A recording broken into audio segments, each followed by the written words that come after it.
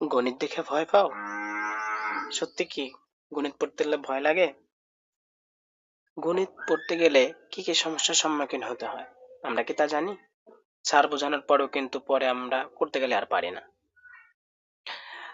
তোমরা গণিত পারো না, তার মূল কারণ কি জানো তোমরা? যা আশা করি জানো।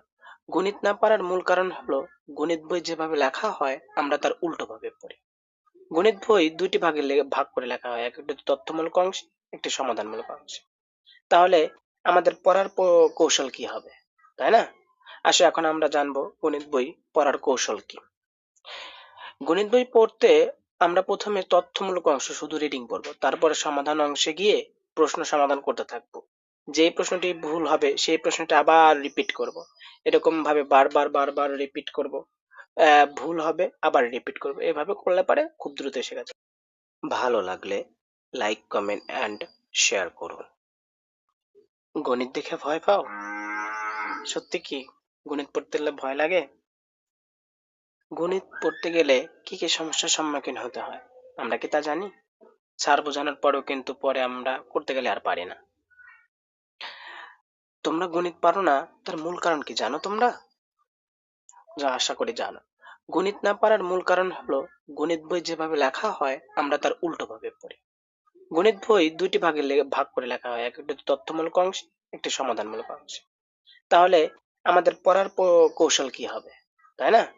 আসো এখন আমরা জানবো গণিত বই পড়ার কৌশল কি। গণিত বই পড়তে আমরা প্রথমে তথ্যমূলক অংশ শুধু রিডিং পড়বো, তারপরে সমাধান অংশে গিয়ে প্রশ্ন সমাধান করতে থাকবো। যে প্রশ্নটি ভুল হবে সেই প্রশ্নটা আবার রিপিট করব। এরকম ভাবে বারবার বারবার রিপিট করব। ভুল হবে আবার রিপিট করব, এভাবে করলে পারে খুব দ্রুত শেখা যায়।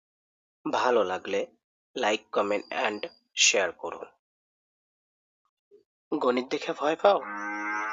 সত্যি কি গণিত পড়তে গেলে ভয় লাগে?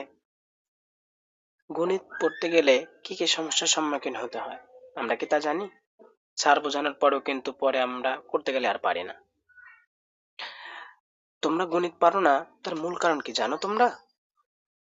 যা আশা করি জানো। গণিত না পারার মূল কারণ হলো গণিত বই যেভাবে লেখা হয় আমরা তার উল্টো ভাবে পড়ি।